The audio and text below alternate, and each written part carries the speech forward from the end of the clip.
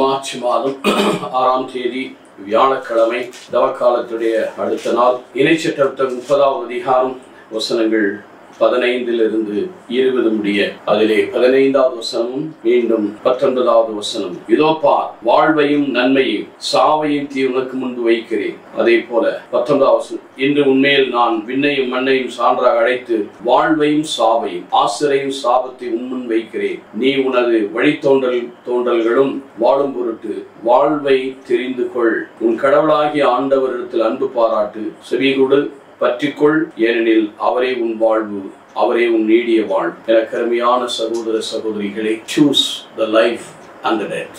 அது மட்டுமல்ல, blessing and curse. பொதுவாக மனிதன் பாவத்தையும் சாபத்தையும் தான் தெரிந்து கொள்கிறான். மனிதன் ஒளியில் வருவதை விட யோவானின் 3வது அதிகாரத்தை பார்க்கிறோம் 17 ஒளியிடம் வருவதை விட இருளை தான் அதிகம் விரும்பும். ஏனென்றால் அவருடைய செயல்கள் ஒளியில் அந்தரங்கமாகிவிடும் என்று ஒளியை தேர்ந்து கொள்ள. ஆனால் ஆண்டவர் இந்த தவக்காலத்தில் நாம் தேர்ந்து கொள்ள வேண்டும் என்று விரும்புகிறார். அதுக்கு என்ன செய்ய வேண்டுமா?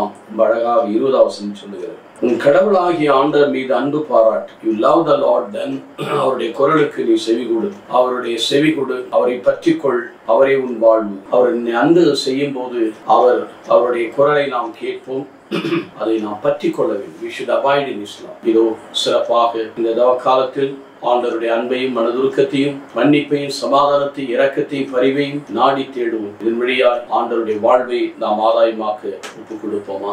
நீங்கள் நல்ல ஆண்டவரை, பொதுமான கிருபைகளை வாரி வழங்குகிறவரை தொடர்ந்து ஆசீர்வதியும் பரிசுத்தமாக்கும் நடத்தி எங்களை காத்துக்கொள்ளும் பிதாவே. ஆமென்.